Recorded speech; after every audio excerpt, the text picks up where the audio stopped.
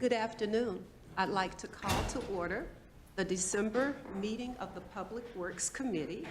I am Public Works Chair Barbara Burke, and committee members joining me today are Vice Chair Scott Andre Bowen, Councilmember Robert Clark, and Councilmember James Taylor. Our agenda is made up of two parts, the consent agenda and the general agenda. It is the practice of the committee to act on the consent agenda with one motion. So before entertaining a motion on the consent agenda, committee members, are there any agenda items you would like to have pulled? There are no items. Madam Chair, I move for approval of the consent agenda. Second. Thank you. We've had a motion. It's been moved by a motion by Councilmember Taylor, seconded by Councilmember Clark. We're ready for a vote. All in favor, let us know by thumbs up. I'm voting on the thing. I'm the only one doing it. I'll vote. Hey. See?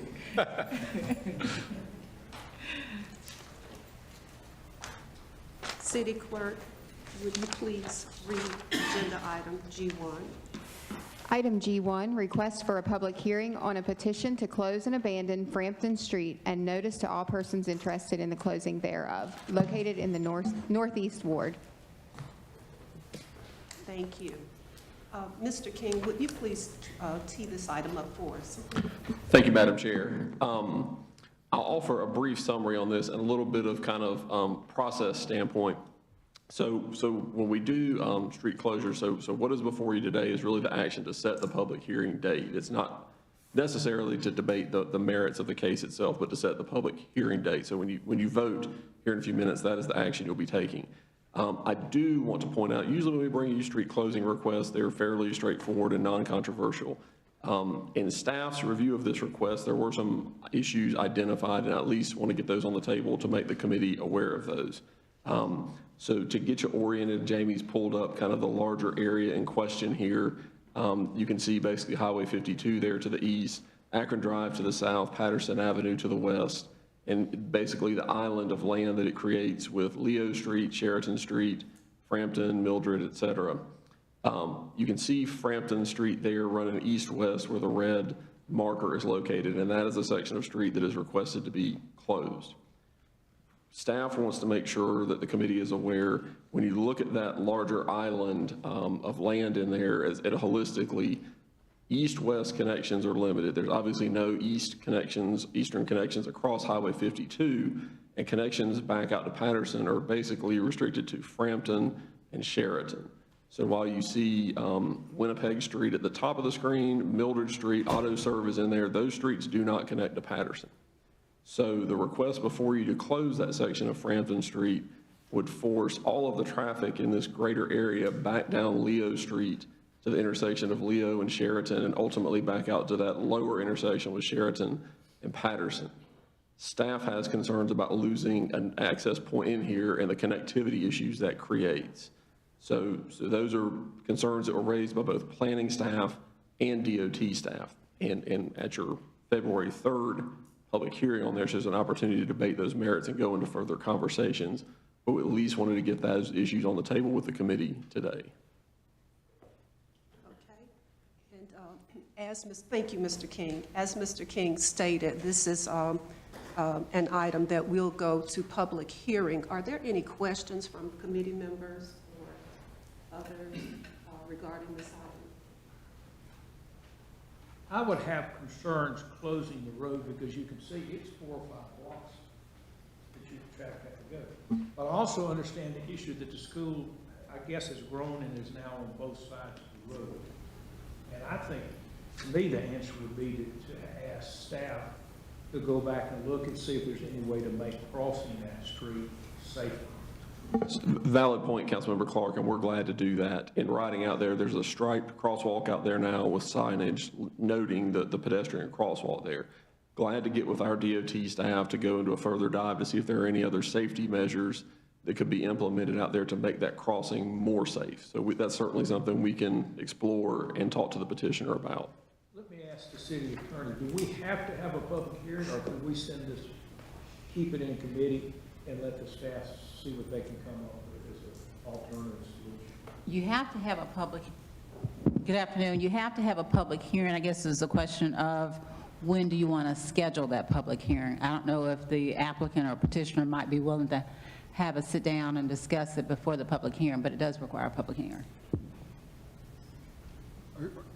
Just a clarification, I think he's asking if council wants to pursue options other than closing the street, Yeah. do they have to have a public hearing?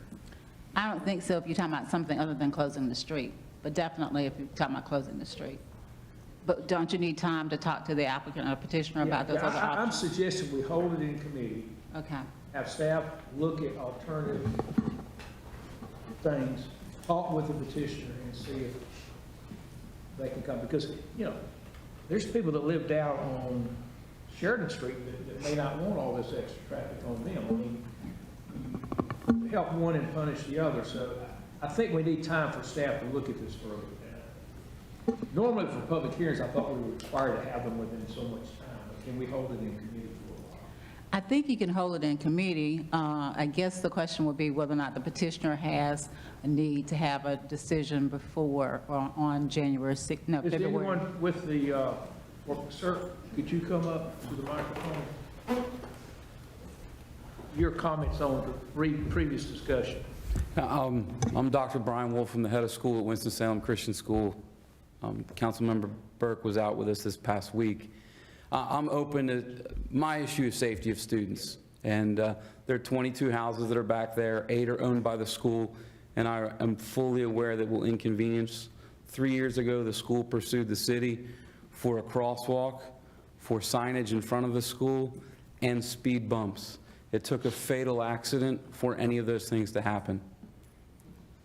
And so we were denied speed bumps, and so my next course of action with the city was to request closure. In the long run, I think closure is the safest option for students. It is an inconvenience to people that live there, and I fully understand that. But I am open to other options, and there's not a specific timetable on this. This request was made 8 weeks ago. I grabbed a student out of the crosswalk as a city school bus almost struck them. And it was that day that I said, on my conscience, I will not lose a student, and I will go through every means possible with the city to address safety. Well, with that, I would suggest we hold it for 1 month, bring it back to the January Public Works Committee, and ask the staff in the meantime. I was just looking at the chair. I think the chair is looking for you to make a motion. Motion. Mind if I- Yes, may I say something? Yes, ma'am.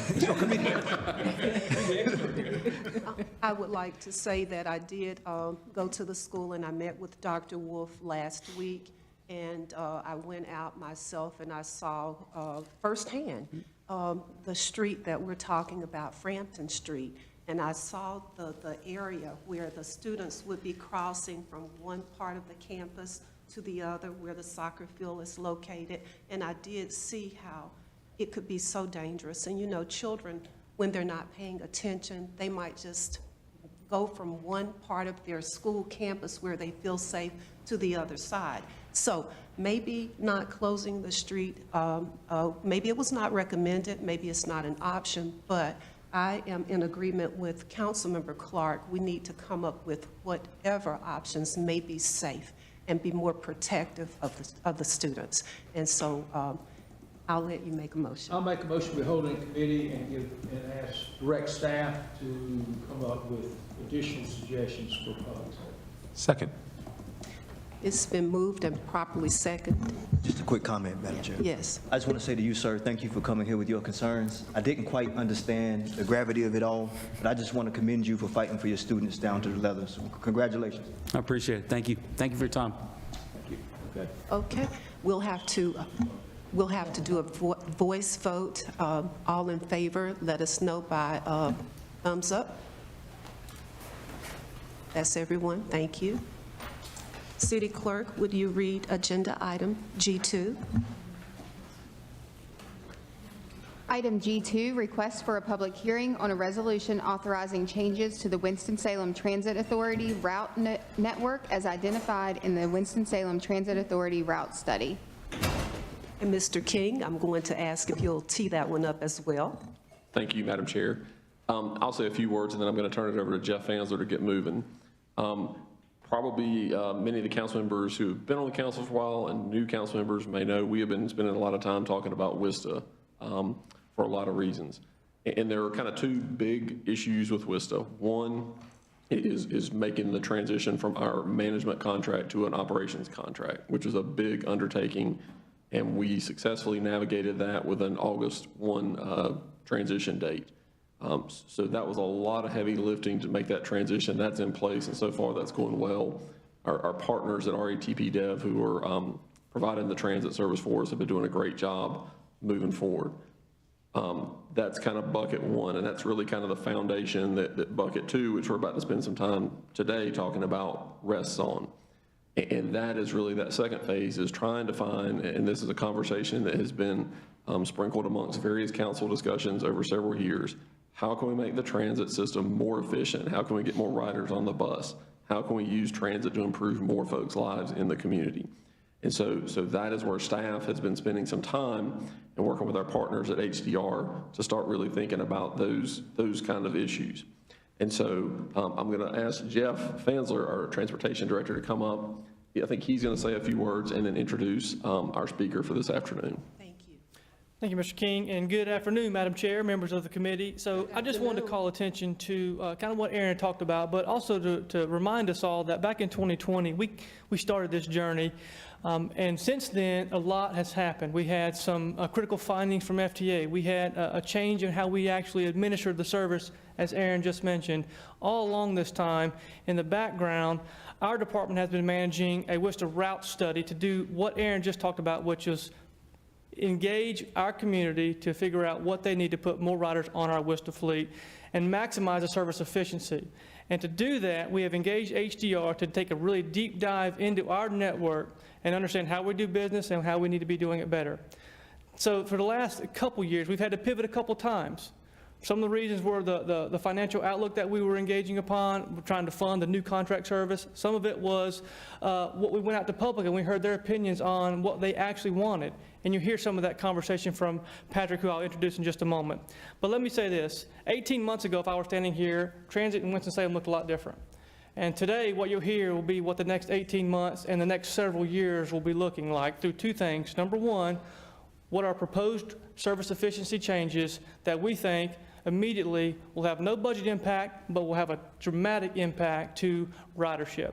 And then two, what that vision is moving forward. Unfunded today, but we want to expose what WISTA can be and where we've been really engaging with this study the last several years. And so with that, I'll pause and say, I want to bring Patrick up, who will give you a lot more information and explain kind of what this route study has been doing for us. It's my pleasure to introduce Patrick McDonough. Thank you, Jeff, and thank you to the council. It's an honor to be here with you today. My name is Patrick McDonough. I'm a senior transit planner with HDR. I'm going to try to share with you a lot of what we shared with the public at our October 16th public meeting, which we had at the library, which several folks here were in attendance.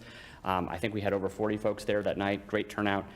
So really what we're going to cover quickly, the return of night service to WISTA, a proposed vision for the future. And we're going to start with the vision first, to think big, and then again come back towards the tactical and the strategic on the back end. We're going to talk about some proposed early 2025 service changes as a first step towards that vision within the current budget. We will, as needed, touch on some technology improvements, and then, of course, some discussion for you all to ask questions of myself and other members of the team as needed. So let me just jump right in. We had some initial service changes proposed about a year prior to this summer, and that was about route changes. And when we went to the public meeting, all we heard was, we need service back at night. Nobody was interested in hearing about anything else we had to say because of that deficit.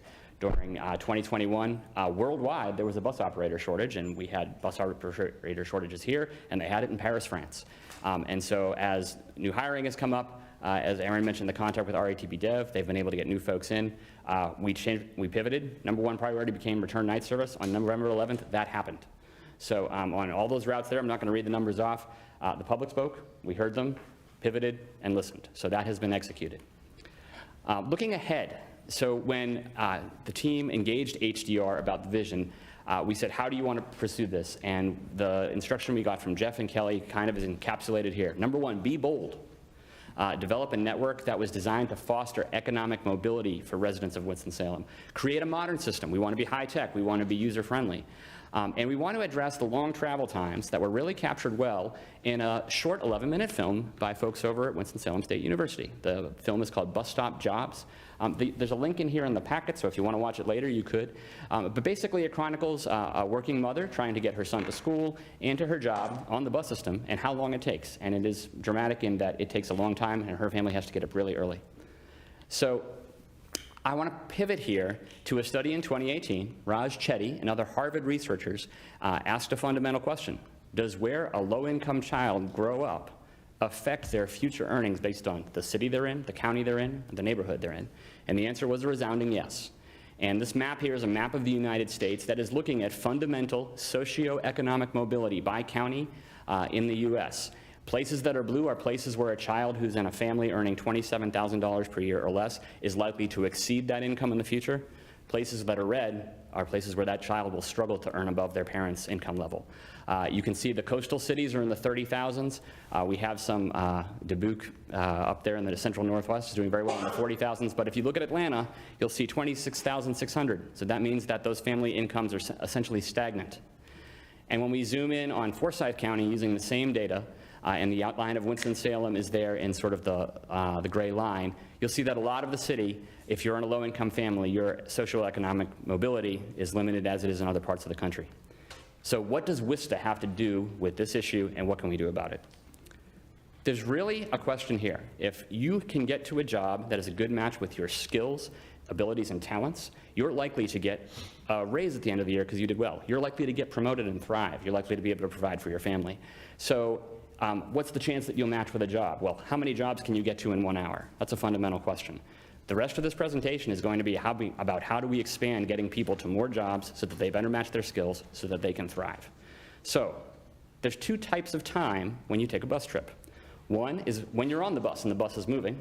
The other one is when you're waiting for the bus. That's while you're at the stop or you're at the transit center waiting to connect from one bus to another. So how can we speed things up? We can make the time on the bus shorter by making the routes more direct. Not so much into the neighborhoods, more straight on major roads.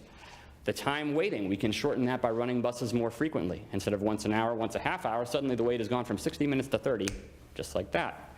Third, right now, to make a switch from bus to bus in Winston-Salem, most folks have to come all the way into downtown, go all the way back out. If you're in North Suburban Winston and need to go to West Suburban Winston, say you work at Haynes Mall, you've got a lot of backtracking to do. So if we can get folks to switch buses outside of downtown, we've saved them time as well. So we started off by looking at the study with how many routes we have and what are the frequencies in Winston-Salem. So this map here is kind of color-coded. If you see a yellow route, that's a bus coming once every hour, every 60 minutes. If you see a light green route, that's coming every 30 minutes. And there are no buses more frequent than that in Winston-Salem right now. There are 31 routes. 29 of the 31 come only once per hour. And there are 2 routes that have 30-minute headways, which is how often it comes, part of the day.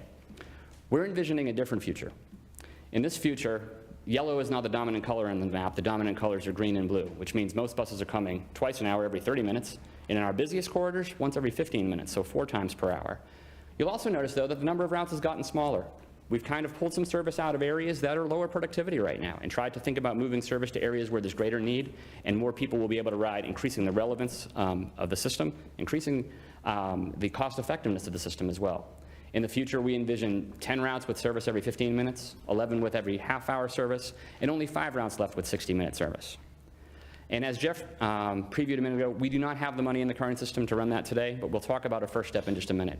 But I just wanted to share who else is looking at frequent service networks. This is a conversation common across the nation and in North Carolina cities right now. Raleigh, their transit system in the red here now has 83 miles of frequent bus service that they've rolled out since 2016. In terms of those transfers outside of downtown, one thing we envision are crosstown routes. You'll see the circle with the little bus in black there in the center. That's the transit center. These are our crosstown routes that we're thinking about. As you see, none of them touch downtown.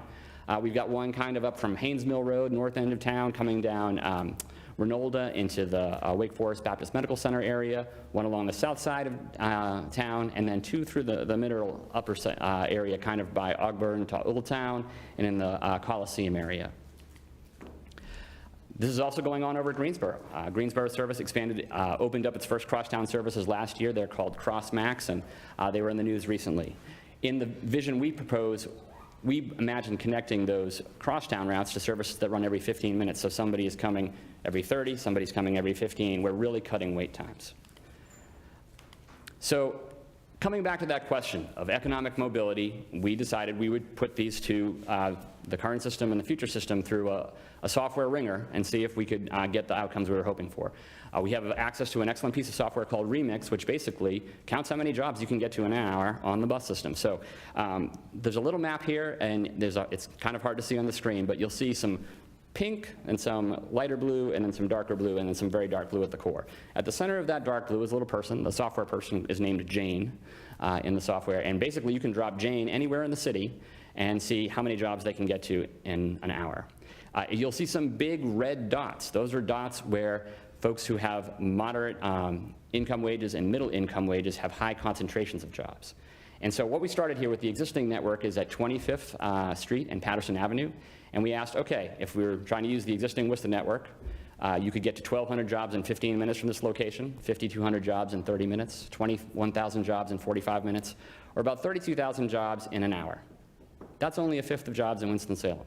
So if your skills match one of the 4/5 of other jobs you can't get to, you're going to have a harder time, making your way up the pay scale. In terms of if we roll out the Vision network with the greater frequencies, the crosstowns, and the directness we talked about, things change considerably. 3,200 jobs in 15 minutes, 45,000 jobs in 30 minutes, and when you come down to the bottom, you'll see that you can get to 107,000 jobs, or almost 70% of the jobs in the city in an hour under the new network. It's good to test not in one place, but in multiple places around a network when you do this. So we tried again down on Peters Creek Parkway, and without going through all the stats, the big punchline here, under the current system, you can get to 17,700. That's 11% of jobs in the county. Under the Vision network, you can get to 99,000 jobs, 64% of the jobs in the county. So you can see how this is expanding access, and that was at Peters Creek Parkway and Brewer Road. So a quick general conclusion. We believe that the WISTA Vision network will perform well on expanding economic mobility, as we talked about earlier in the session. We believe it will speed up travel times. We will believe it have more people getting on, more people getting to work, and less time waiting to get to work. However, as we know, WISTA does not have the funding to move this level of service forward right now. So the next question was, well, how can we take the first step with the funding we have?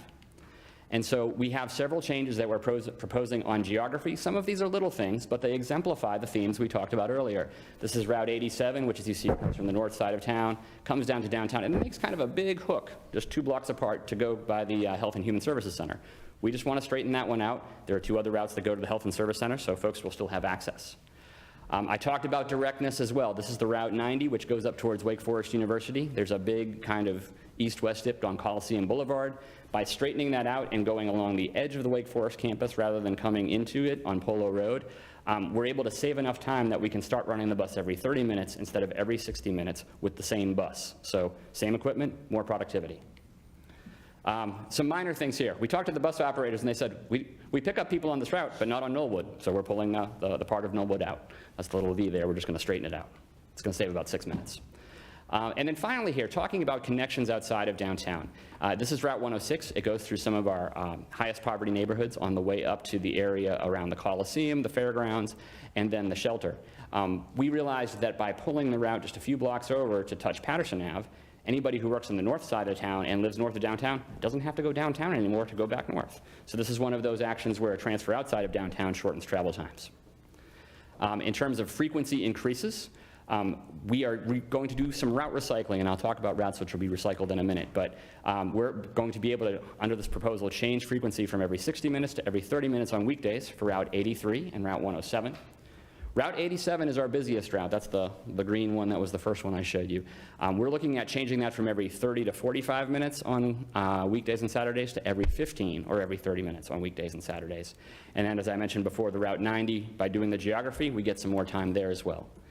The way that we do route recycling, though, is that we have to look at routes that are being considered for elimination because they're not doing enough for the community as we would hope. And so this data is kind of hard to see at the scale here on the screen. You guys may have a better view at your laptops. But basically, this is analysis of our system performance in October 2021 and August 2023.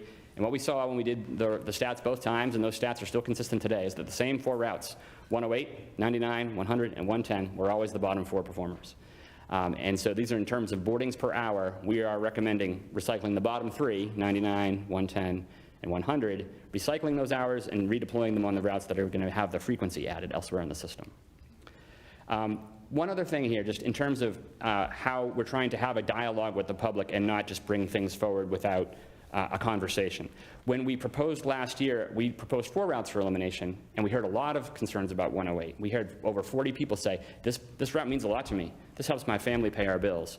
And so we decided that while 108 is lower performing, we probably don't have the right answer for that route yet. And sometimes in service planning, it's good to say we don't know yet. And so we've decided we're going to think more about that. And we've taken the 108 proposal off the table in response to the public. However, the feedback that we got is that 99, 100, and 110 are lightly used and that those should be recommended to go forward. So the other thing we did when we spoke with the public in October is we first looked at all the routes that are proposed for elimination, and here it's the black dotted line, and then we went out and looked at what are the top 5 routes for boardings at each route that's being proposed for elimination. And the question we asked ourselves is, can someone use another route at those stops? And the great news is that for these 3 routes, 14 of the 15 busiest stops, there's another route you can take today. So those folks are not out of the system, they just might not have the convenience of the route that they have today. So I'm going to skip these to save time for discussion. We can come back to them. I'm also going to pass on technology a moment because there are some other things I want to get here. And the most important, the key feedback in the public survey. I have a lot of survey data here. Jeff had encouraged me to try to spend more time so that we could have more conversation. But the public is generally supportive of what we're talking about here. More than 50% of residents are willing to walk further to a bus stop so that the overall trip can be faster by making the routes more direct. We see that folks are generally supportive of the idea, yes, more frequency will help me get to more jobs and help me get to more opportunity. The other thing is on the routes that we proposed for elimination, we saw 40 to 43% say, hey, I have another choice. I'm not out in the cold. That was bigger than the number who said, no, this won't work for me. We got a lot of blank answers, and I'm assuming those are folks who don't ride 99, 100, and 110, who it doesn't affect them. Finally, the public is very supportive of the technology enhancements. For time, I'm going to skip through these, but we can come back. I want to show one thing at the end, which is very important, which is our Title VI compliance. Okay? So Title VI under the Federal Transit Administration. The goal is to make sure that decisions about transit service, including route changes like the ones before you today, are informed by knowledge of the benefits and impacts that a service change will have to low-income and minority residents. And every well-formed set of service proposals takes a look at this. Using the same software that we did the job analysis with, we took a look through and looked at basically in places where service was going away and service was being added, what are the population and percentages of low-income and minority residents in the places that are adding service and losing service. And when you put that together, generally the outcomes are beneficial on both. We see that ridership is likely to increase overall. Here generally the software thinks that we'll gain 20 to 30,000 new riders over the course of the following year, and that we will see more trips, not less, by both low-income residents and minority residents. I could go deep into the math on that, but that might get boring, so I'm not. Let me pause there, and I can take questions or go back into anything that I might have breezed over to be quick. Thank you, Patrick. That was a lot of information. A lot of research has gone into this study, and we do appreciate it. Council members, are there any questions? Okay, thank you. Councilmember Clark. I have been a vocal critic of the bus system for 24 years. Finally, someone has listened. Take the buses off the routes that nobody rides and put them on the routes that people ride and lower or increase the frequency. Route 100 has been my nemesis. I think if you do the numbers, I think it's 2 people that ride that route. If you divide that by 8 hours, if you were to randomly sample that bus, on average, it's empty. The worst was, we had one that circled downtown that literally no one rode. We finally got rid of that one. But I like what you got here. I say try it. Take the buses, put them on the routes that people ride, and help them get to work quicker. Thank you. Councilmember Frederick There you go. Bowen. Thank you very much, Chair Burke. Thank you for this presentation. It was great. I'm very excited to see it. I have 2 questions. Sure. So since almost a month worth of night routes being added back, how are the numbers looking so far? Let me see if Kelly and Jeff have any stats. I don't have those offhand, or I can say that at the October 16th meeting, that was widely celebrated by the public in attendance, but let me ask Jeff if he has new numbers. So we just got the month's worth of NCD data, National Transit Database data, and right now it looks about a 0.5% increase. And so what we're seeing is we're still marketing the service that we've been outside of this service for a number of years. The more we market that, we do expect it to continue that trajectory. So ask me that question in maybe 6 months, I'll be able to refine that number a little bit, but we're on the right path. Yes, sir. Thank you. My second question is, we talked about the budgeting of everything. Was there any talk about keeping the fare for the riders the same? So right now, you guys are looking at some mobile ticketing. My understanding is there are not fare changes at this time, but I want to let Kelly clarify in case there's anything I don't know. Good afternoon, members of the committee. Good Madam afternoon. Chairwoman. Yes, at this time, we're not changing any of the fare structure. I think last year we came to the board and we had discussed and approved the increase of the day pass to a $2 fee. So that was already approved, but other than that, there was no change. Thank you very much. Councilmember Scipio. Thank you, Madam Chair. I am so happy we have done this study. You can't make decisions unless you know what's really happening, and this is so informative. Almost all the routes go through the East Ward. So I'm really pleased that the number one thing that will happen is more frequent stops. I'm not sure if anyone else has written our system, but for a couple of years I rode our bus system, so I know how inconvenient it is to have to wait for a bus that comes once an hour, and how you have to plan all your travel around these long delays. So I'm excited about the 15-minute. That is wonderful, because I'm a proponent of public transportation. I used to take it in DC when I lived there for college. The buses came, you could tell time by the buses. They would come every 15 minutes. And if you missed it, you didn't have long times to wait for the next one. And I love the public transportation in San Francisco where I lived. So once you get used to public transportation, you sort of expect a quality of service, and I'm happy that we're going to that. I will say historically, before we had Winston, we had Safe Bus. You could tell time by Safe Bus. You had to get out there and catch that bus when it rolled, but there would be another one coming. So for those who may not like public transportation because it's not convenient, I think this probably will get some others back into bus riding. I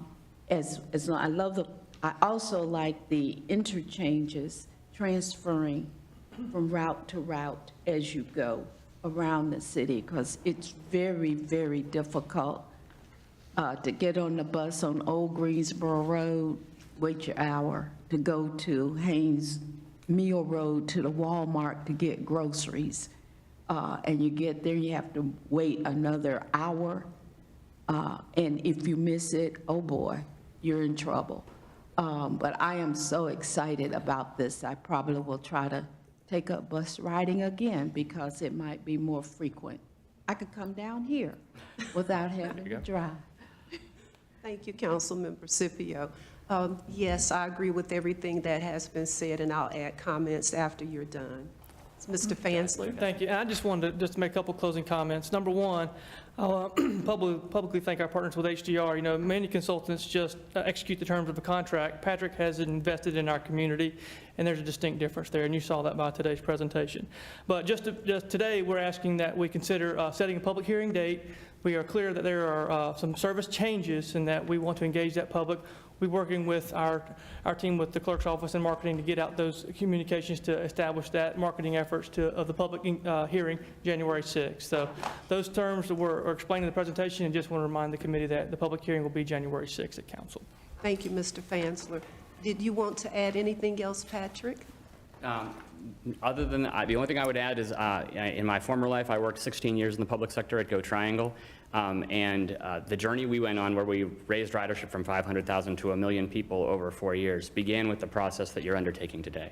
So this is the first step in, hopefully, a virtuous cycle of rising performance. Thank you so much. Thank you both.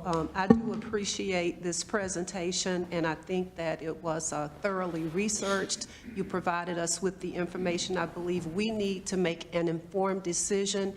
We are happy that our WISTA transportation service will become more efficient.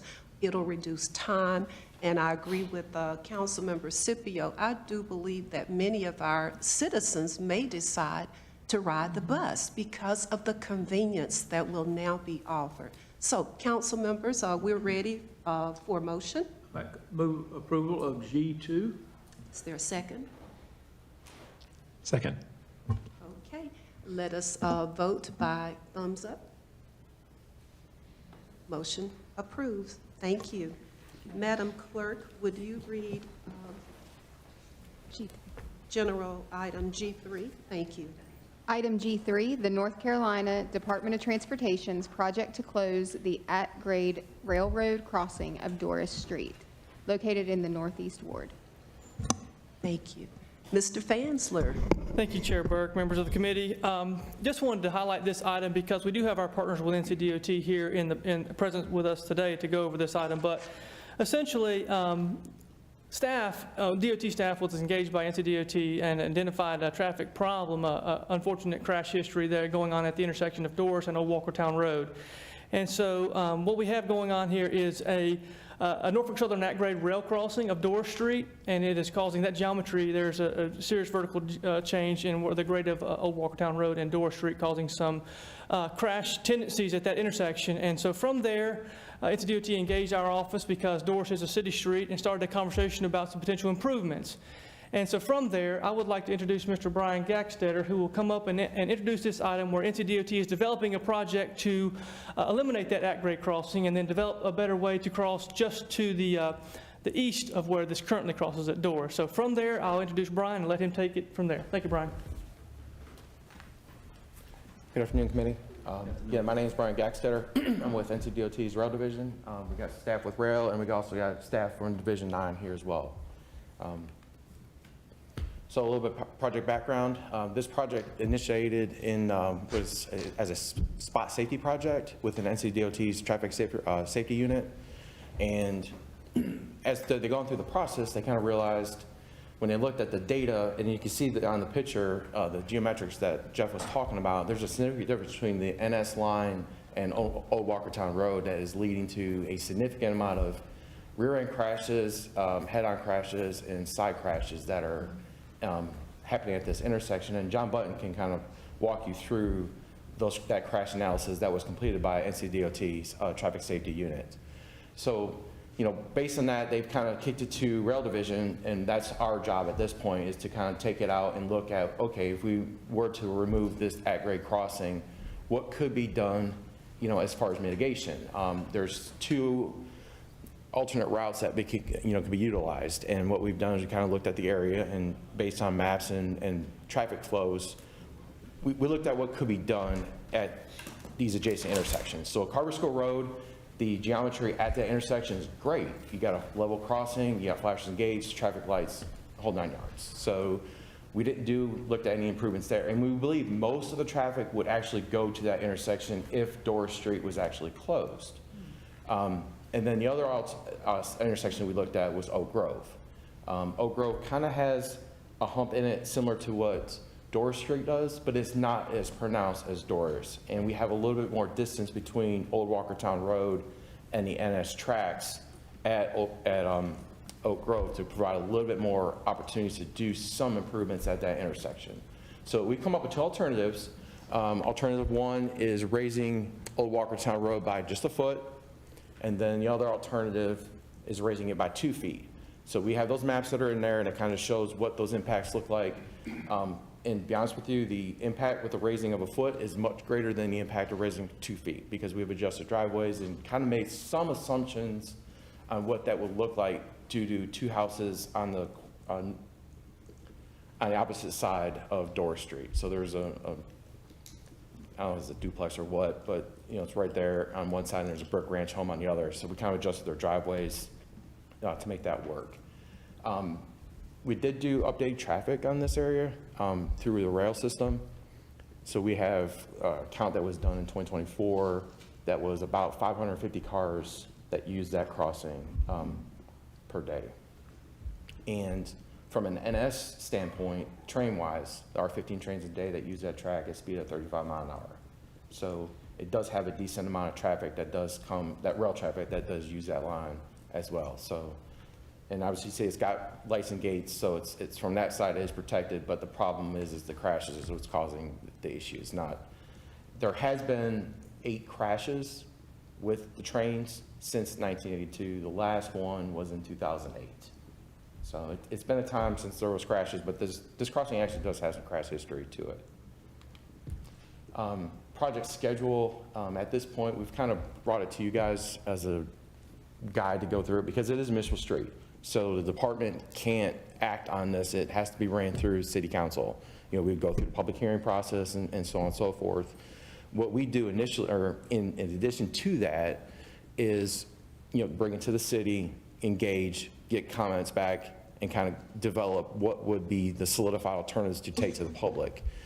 We would bring that to city council, and also we would also do a public workshop as well. So we do public workshops on any projects that we do on the state system. We would do the same thing for the municipal system. So we garner a lot of public outreach, essentially, both from DOT standpoint and from, public hearing standpoint due to the closure. We go through NEPA and all that jazz once we've gotten to the point of, do we have a project? What we don't have today is costs. This literally came to us in late October, so we just haven't had enough time to actually develop the concepts and get right-of-way cost or construction cost. That's something that we would further define once we actually had alternatives.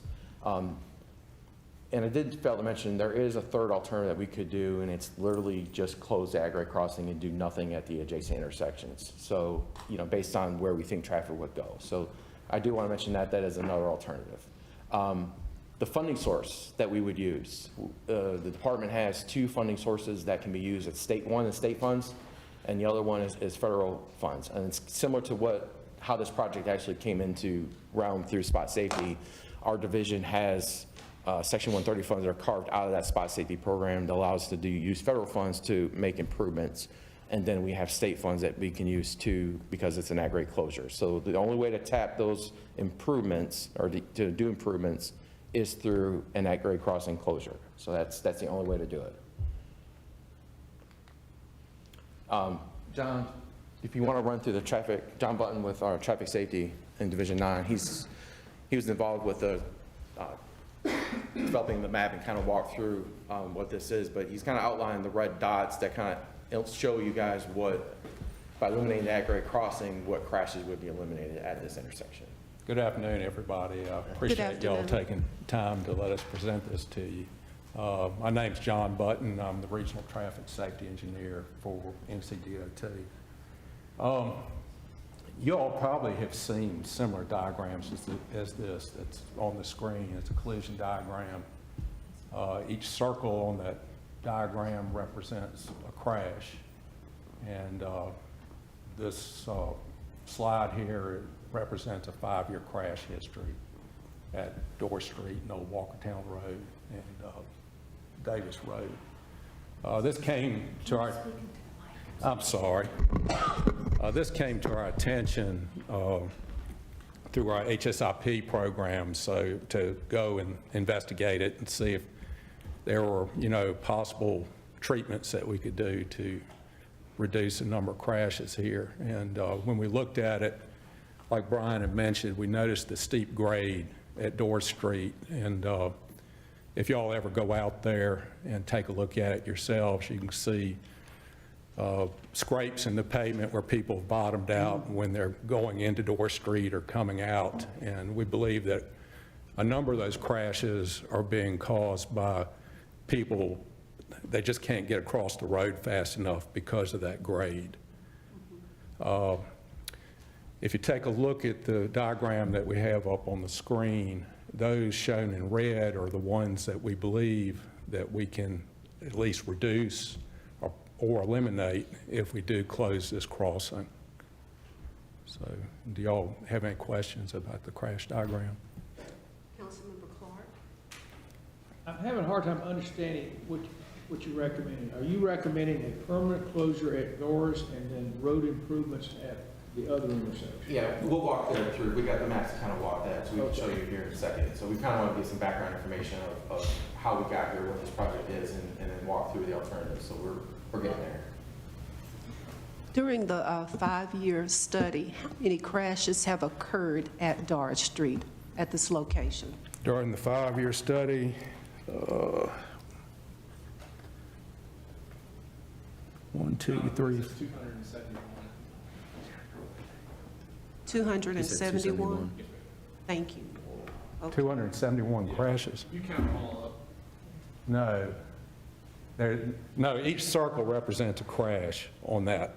So during the 5-year study, there's 1, 2, 3, 4, 5, 6, 7, 8, 9, 10, 11, 12, 13, 14, 15, 16, 17, 18, 19, 20, 21, 22, 23, 24, 25, 26, 27, 28. Oh, that's a lot. Thank you. We understand why. Each circle is an individual crash. Each circle's an individual crash. We understand why this item is important. Thank you so much. And this location is in the Northeast Ward, and this is an area I travel often, so the grading is kind of crazy, and I do understand why these crashes are occurring and the need to do something about them. Councilmember Scipio. Thank you, Madam Chair. I just have a quick question about Doris Street itself. From the visuals we have, is it just a very short little, looks like a drive? I'm not seeing who comes in and out of it, what houses or homes are impacted by this little strip of a street. We did a traffic count there, and there were during the traffic count, it was a 13-hour count. There were 434 vehicles that used Door Street either to enter Old Walkertown Road or exit Old Walkertown Road. That is, the traffic is going across the railroad crossing is what you meant. Yes, ma'am. So if you were to close just that crossing, would people on Doris Street, where would they go to cross over to Old Walkertown? So they would use the existing roadway network to get back to Carver School Road or over to Oak Grove. And Madam Chair, what I may suggest is, if we could, let's finish the presentation. I think you're probably going to hear answers to both of these questions.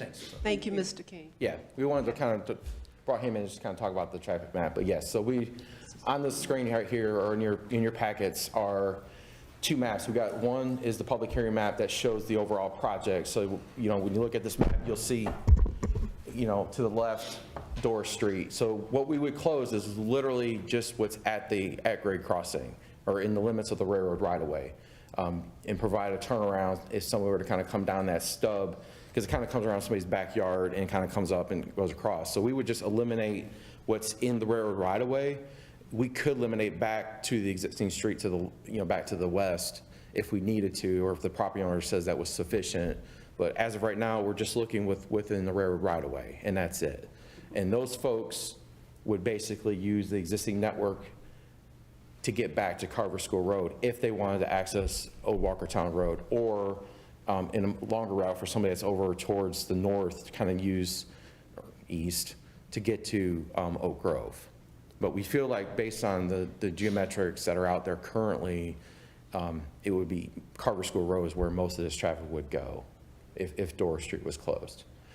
We did look at alternatives to kind of make some connectivity options that were out there, but they didn't seem to be real viable. So this is a blow-up of alternative one. And both the alternatives are basically the same thing. It's raising the road either a foot or 2 feet. Alternative one, basically, this is the foot alternative that raises it up 1 foot.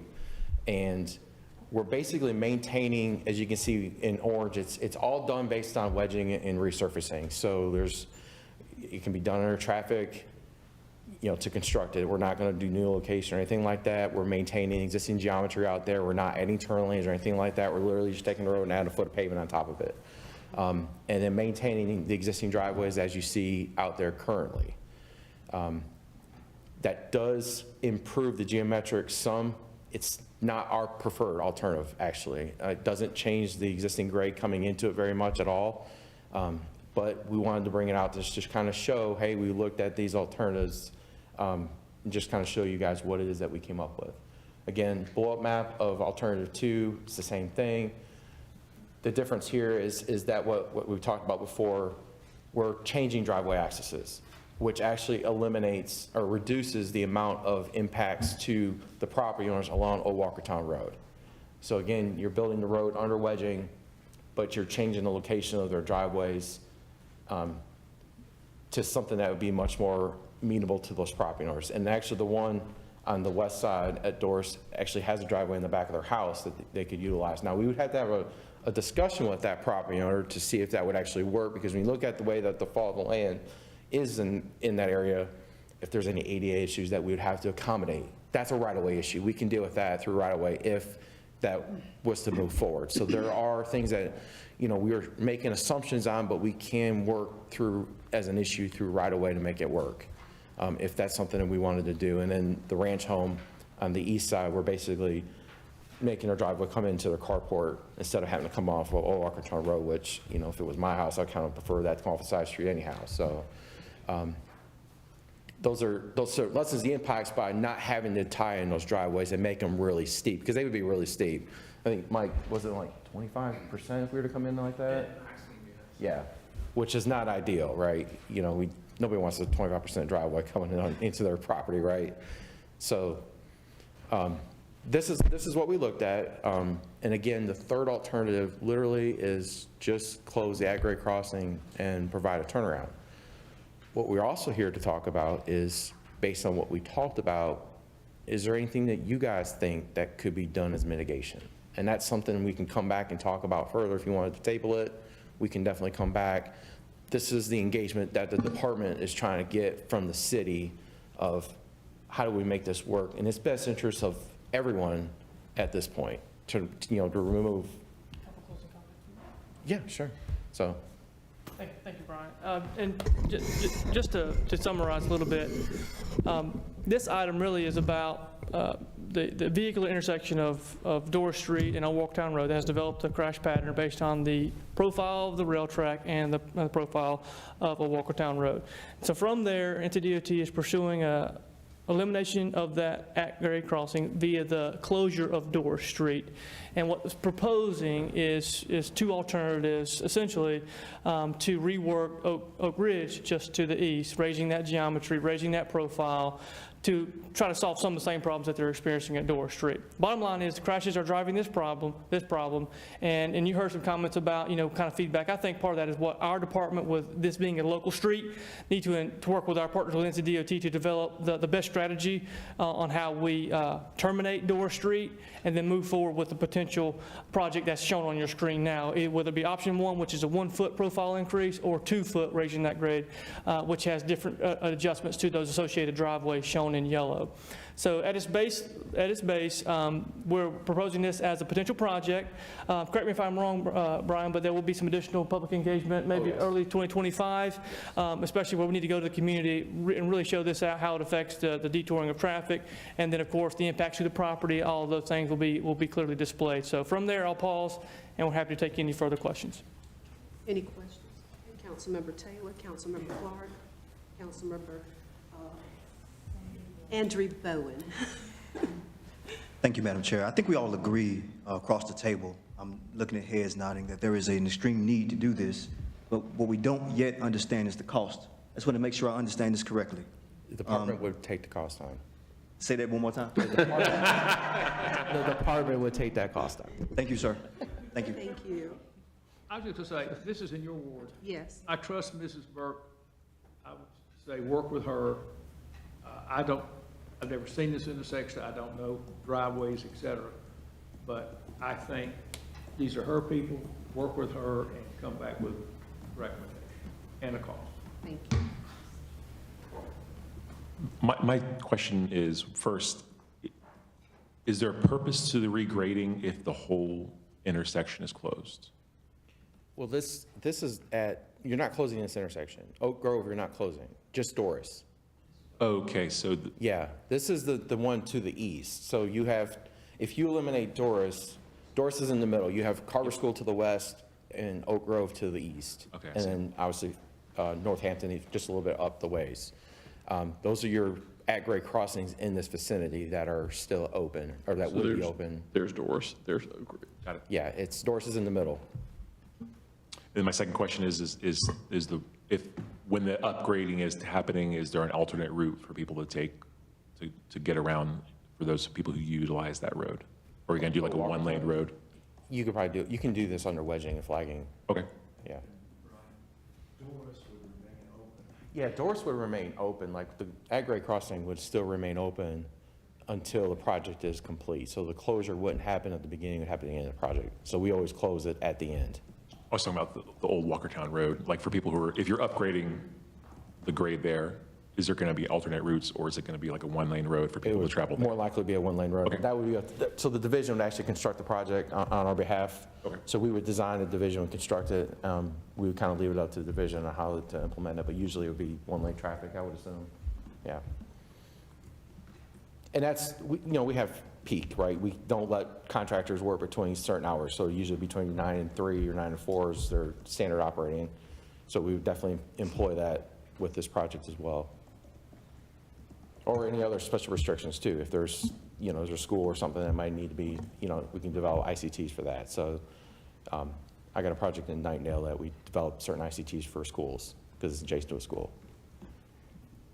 Okay. Thank you, Mr. Gackstetter.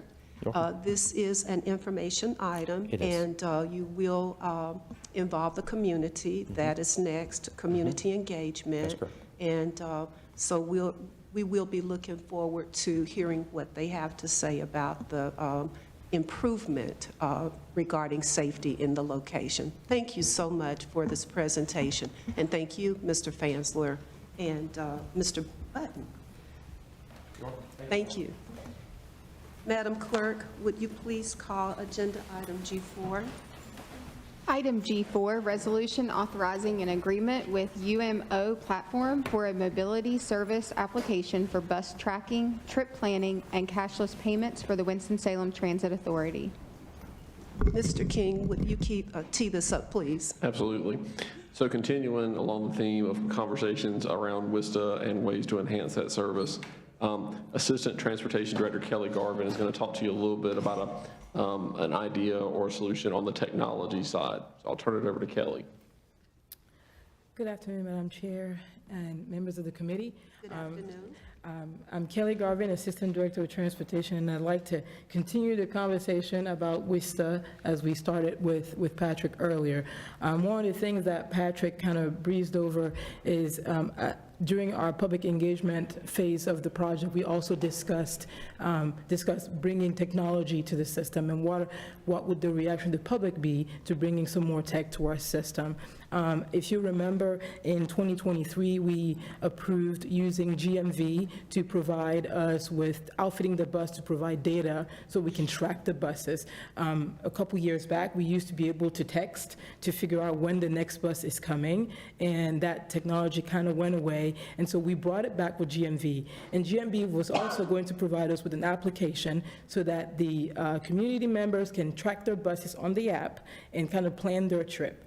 So as we did some further investigation, we decided that it would be in the best interest of our community to go with a regional mobility solution. And so I'm here to present to you UMO, which is the solution that we're recommending to go with. So UMO is currently used in the current region, in the Triad, so High Point, Greensboro, and Part currently use UMO. Another thing I want to highlight before I get into the presentation itself is that this is a budget neutral exercise, so we have an existing grant that we plan to utilize for the capital cost, and then there are some cost savings in the transit fund that we intend to use for the operation of this system. So I'll go ahead and go through UMO's presentation, and then we can discuss some more. So UMO's parent company is Cubic, and they are globally, they operate at a global scale, and then they also operate in nationwide. And specifically, if you look at the North Carolina, you'll see all the regions where they currently operate in North Carolina, like Go Raleigh, Go Durham, Go Triangle, and then, of course, like I mentioned, Part, High Point, Greensboro, and should we approve it, Winston-Salem. So before I get into why the regionality is important, I wanted to give you a sense of what UMO does and what it looks like. So there's a short clip for you to watch, and then we'll talk some more after. BC Transit's new electronic fare system, UMO, is here to improve your transit experience. UMO? UMO? UMO. What's UMO? UMO is the new way to pay. UMO allows you to select the best payment method for your lifestyle and travel habits. Choose between the UMO mobile app or reloadable card. And UMO does more than just payments. You can use the UMO app to plan trips, see real-time information in maps, and find your closest bus stop with just a few clicks. To get started, download the UMO Mobility app for free from the Apple or Google Play App Store and create your account. Then, easily add a cash balance to your account or buy a pass. Don't want to use your phone? No problem. Reloadable UMO cards are another convenient option.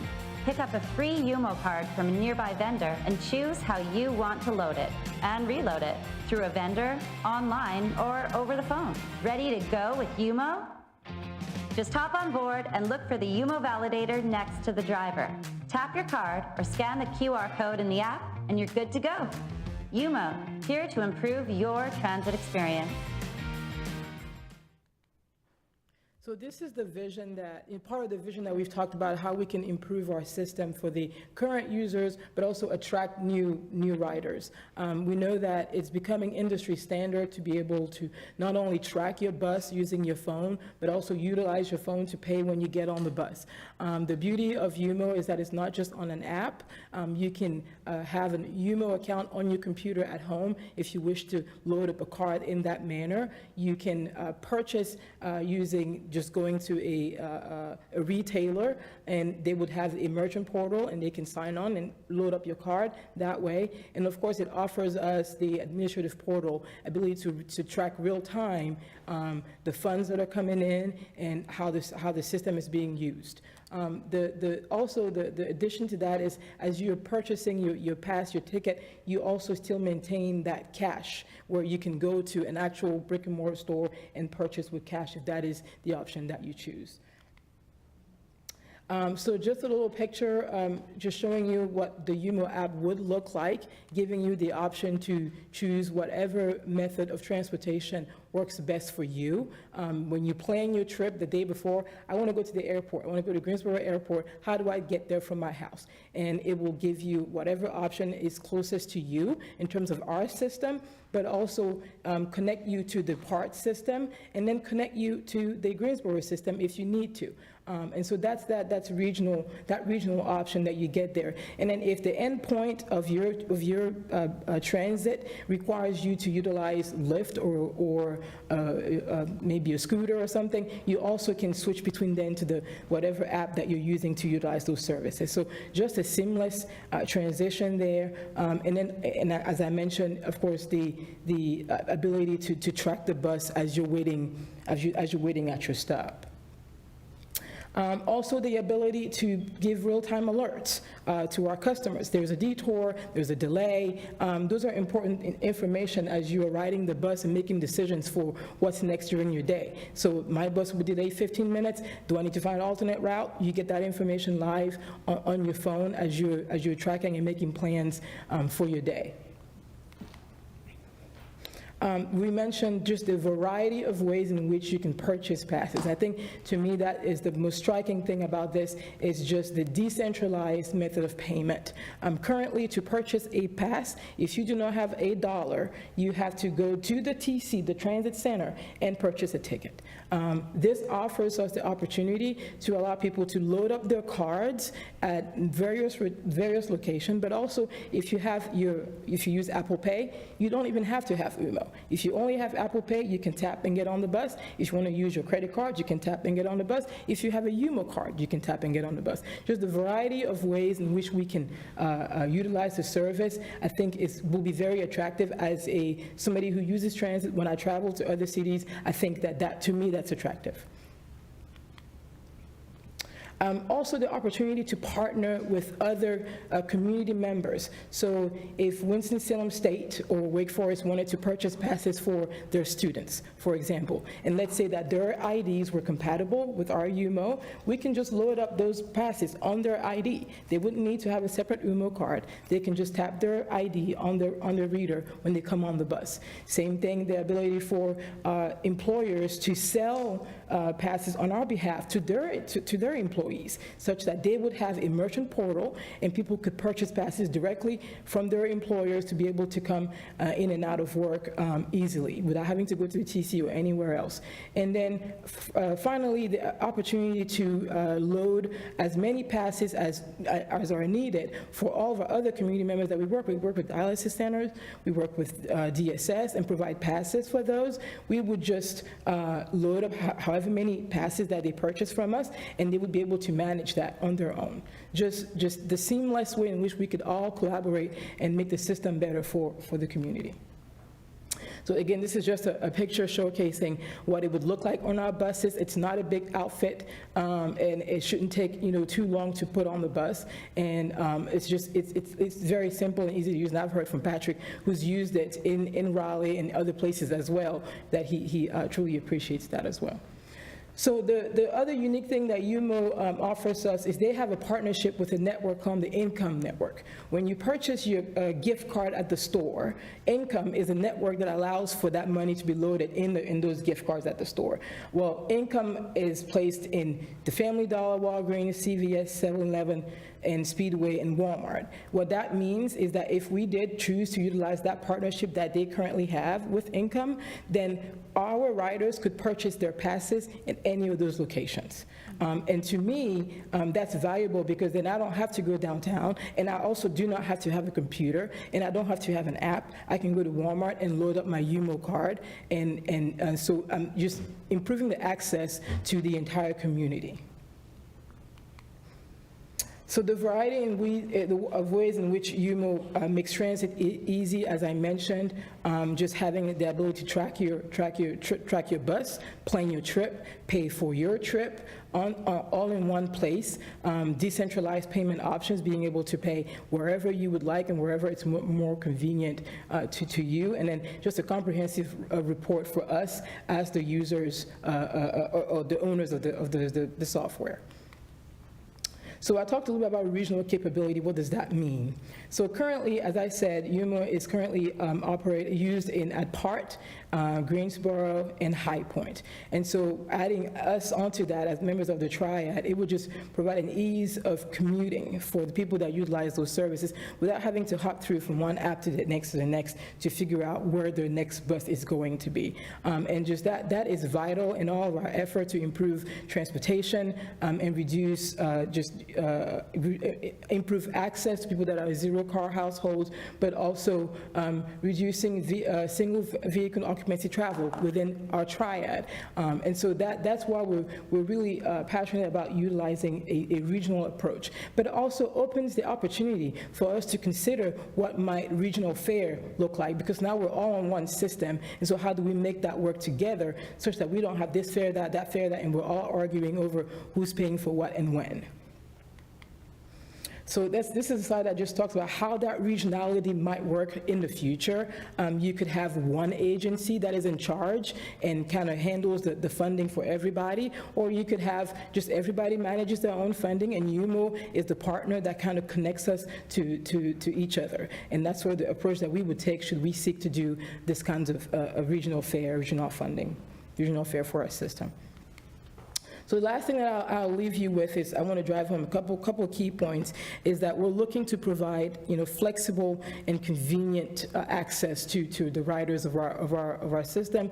We're looking to make our system more attractive to those that currently find it inconvenient. There are those that want to ride transit, but it's just inconvenient to do so. And we want to make it attractive for them so that they can also participate in transit.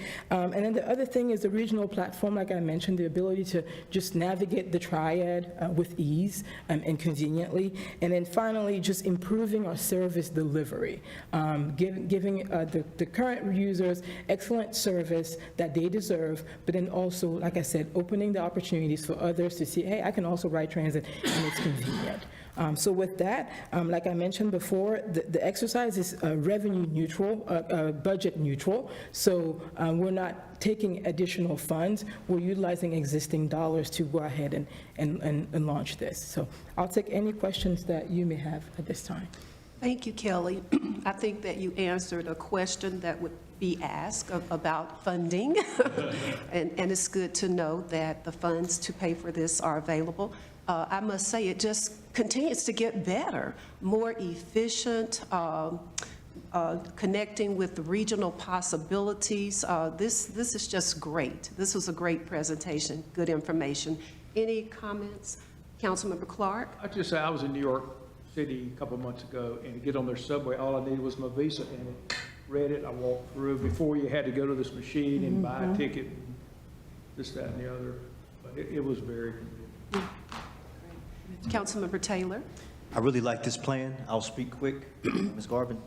I do understand the many ways that folks can pay if they want to. I guess the only challenge that I see is what if someone goes directly to the bus station, they don't have a phone, they didn't get a prepaid UMO card. Could they purchase that UMO card at the bus station at that particular time? They could purchase at the bus station, but also we're not removing the existing fare boxes that take the $1 on the buses. Okay. Councilmember Andrew Bowen? Thank you. So you said that like nonprofit services could upload funding onto these cards. Thank you very much. That's a vital part of the community, the people who are in poverty that need assistance. So thank you for adding that, making that easier for them to do that. So thank you. I love this program. Councilmember Scipio? Thank you. 2 questions. When we oftentimes think of the bus service, are we also thinking about TransAid, and would this be used there? Yes, ma'am. Okay, that's very important. And I was reading through the information. I just want to make sure I read this correct. The $868,000 is a 5-year amount, and it's coming from a grant. No. FTA grant? The capital expense is coming from the FTA grant. So that's the 382, that's that capital piece that's coming from the grant. The rest is coming from our transit budget. Your already transit budget? Yeah. At some point, I would like to know, because the transit budget always has such a high deficit, with all of these various changes we're making, are we reducing that deficit? Or maybe we're adding more efficient services, but are we increasing our deficit? At some point in the future, I think we would need to see how all of this is working out. Councilmember Scipio, I fully expect during Mr. Tesch's budget presentations in the spring, you will be hearing a lot about WISTA and the fund and associated costs associated with that. So that, for a future meeting, certainly. Thank you.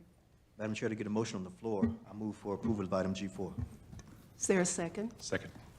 Okay, thank you. Let's vote by show of hands. All in favor? Thank you so much, Kelly, and I do appreciate UMO moving closer toward efficiency and conveniency. At this time, we have a committee orientation that will be provided by our city manager, Pat Pate. Thank you, Madam Chair. I wanted to do one quick thing to add back on the funding issue. Just to, I guess I got Scott in the back of the room, and he's making sure we remind council that we did have this discussion last year as a part of our budget process. The system, it is a separate fund, so it has to be self-sustained. So we have to find the funds to run the transit system. Council did approve some additional funds in last year's budget to close what had been our recent deficit, but it did not totally close that. So as a part of our strategic planning efforts and upcoming budget, you will be hearing more about the cost to run the transit system, and as I mentioned in the earlier presentation, if you want to make some of these changes, there are some costs associated with those to make the program more efficient and effective. I had a comment in that same area. Oh, Councilmember Clark. The North Carolina League of Municipalities, of which the city is a member and I am a representative there, offers a training video in civility. And I think when we see all the yelling and screaming that takes place in Washington and Raleigh, I'm encouraging everyone to participate. It's January the 22nd. Is it a video or a Zoom? It's a video, isn't it?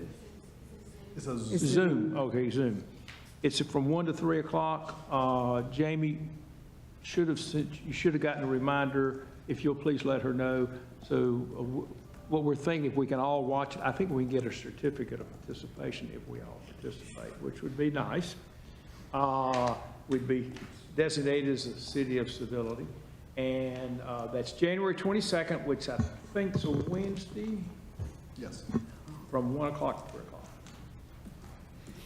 Mr. City Manager. Chair, the other thing, we wanted to take an opportunity, we put this on the various committee agendas, give you a chance to, if there are things that you want to talk about as a new committee in terms of things that are coming up or that you'd like to see as a part of the committee structure, or if you have specific questions, particularly for new council members, about how the committee structure is running, or would like to add input to the chair or the staff on things that you'd like to see. So that's one part of what we want to do in the orientation. And then I'll follow that up with a few calendar updates as well of things that are coming up, just to make sure council is aware of those things.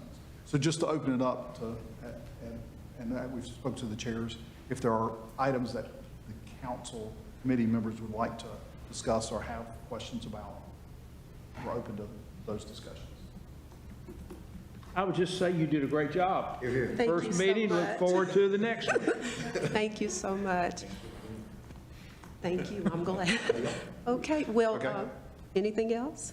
The only other thing, just to, Councilman Clark did remind about the civility training, but just a couple of things for council members to remember. We are, because we mentioned this multiple times, the strategic planning program is coming up for the 29th and the 30th, those 2 days. And so we're doing a lot of things heading into those timeframes. One of which will be a tour that we're looking at doing on the 24th, Friday the 24th, after our legislative breakfast. That's been sent out as a reminder as well. And particularly this committee, I wanted to make sure you were aware of that, because I spoke with the chair. I think one of our key areas that we want to go visit is our public works facilities that we have, because we really do have some significant needs there. And I think it'd be helpful for you just to see, so that you have eyes on that as a part of the discussions that we would be having in the strategic planning process. The civility program was already mentioned on the 22nd. That's going on. And then there are just our new council members, and some of our existing council members are also going to the essentials for new elected officials on the 9th and the 10th of January as well. So January is going to be a very busy month. So we apologize in advance for keeping you really busy, particularly as you're just coming on to the council. But we think it'll be helpful in the long term for the council's working relationships and putting things together. The one thing that we did mention is, as a part of that, the tour would be out there. We also talked, and I know the chair had mentioned, this is a possibility of potentially having some committee meetings at alternate locations where some of our facilities are, again, to give council the opportunity to see some of the facilities that are there. I know we've talked about that at public safety as well, and so there may be some other ones that we do that, but we will work with the chair on getting those scheduled during the year. So not everything all at once. And that's all I have. Thank you so much, City Manager, for that committee orientation. Committee members, anything else? Well, if there's nothing else, we will adjourn this public safety meeting. Thank you.